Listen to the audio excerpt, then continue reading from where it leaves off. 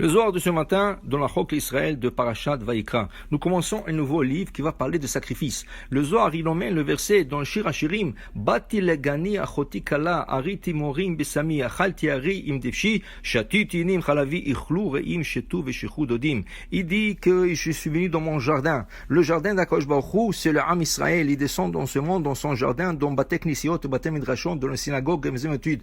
Il dit, ariti morim besami, achalti ari im devshi, j'ai mangé. Je bu, je mangeais, j'ai bu, qu'est-ce qu'Akadosh Baruch Hu mange, qu'est-ce qu'il boit? Alors il dit ici, non, c'est pas que chaque fois qu'il y a quelque chose de nouveau, il faut faire une séouda, dit le Zohar.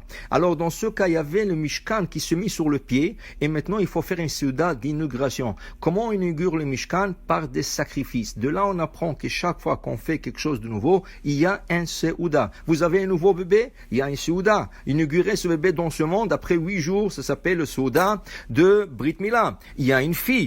Elle aussi, c'est très important de faire les kiddush. Le premier Shabbat, après qu'elle est née, une fois qu'on la nomme, ou quand elle va être nommée, c'est bien de faire un kiddush. C'est très recommandé de faire un kiddush. Et plus grand qu'une brit mila, pour ne pas dire shalom, que la personne n'est pas contente d'avoir une fille. Au contraire, les filles emmènent une beracha. Alors dans ce cas, il faut faire une séouda pour inaugurer la venue du monde, dans ce fille dans ce monde.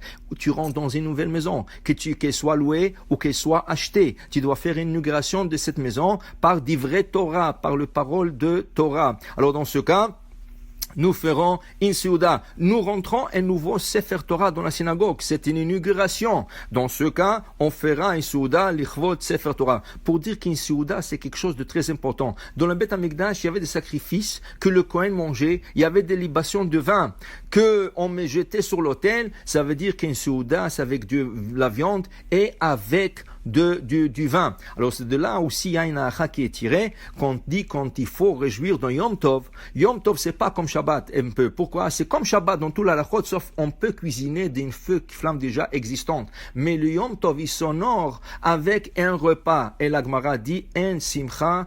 Du Yom Tov on n'a pas la simcha et la bebassar vayain qui est avec de la viande et le vin. Pourquoi? Parce que dans le temps du Beth Amikdash, les gens allaient de Beth Amikdash pendant les 3 fêtes de pèlerinage, Pesach, Shavuot et Sukkot, et ils emmenaient le shlamim et le korban toda comme sacrifice. Alors dans ce cas, nous en aurons aussi la fête avec des sacrifices et tout, avec de bons repas que nous faisons. Alors pour vous dire que c'est tellement important de manger de la viande et de boire du vin le jour du Yom Tov. Il y a une coutume qui n'est pas du tout une coutume séfarade. C'est une coutume complètement ashkenaz qui commence à se filtrer dans la communauté séfarade, mais c'est pas du tout recommandé. C'est le jour de Shavuot. Le gens, il y a une mitzvah de manger un peu de laitage, mais pas tout à fait un repas. Alors dans ce cas, ils font tout un repas, que ce soit le soir, que ce soit le matin, avec du laitage. Non, la Gemara dit en simcha ela bebassar veyain. Notre simcha c'est avec de la viande et avec du vin et pas avec du laitage. Mais ça on le sera pour Shavuot, pour en discuter. Mais pour vous dire, le Zohar ce matin il dit l'importance de l'inauguration, l'importance de faire une séouda au moment de l'inauguration. Alors pour vous dire que chaque fois que vous faites quelque chose de nouveau, c'est important de manger quelque chose ichlu reim shetu veshichu dodim. Pour vous dire que quand en faisant la séouda, on a inauguré le Mishkan avec des sacrifices pendant 7 jours. C'était pas un jour, c'était 7 jours de sacrifices et que pendant ces 7 jours, le Kohen Gadol était Moshe Rabbeinu. C'était pas Aaron. Aaron a pris le service à partir du 7e jour, mais pendant tous les 7 jours, l'inauguration se fait par Moshe Rabbeinu et le 7e jour, Aaron et ses enfants ont été invités de reprendre le service et de le faire éternellement jusqu'à la venue du Mashiach. Une bonne journée, bracha v'atzlacha, baruch Adonai le'olam, amen ve'amen.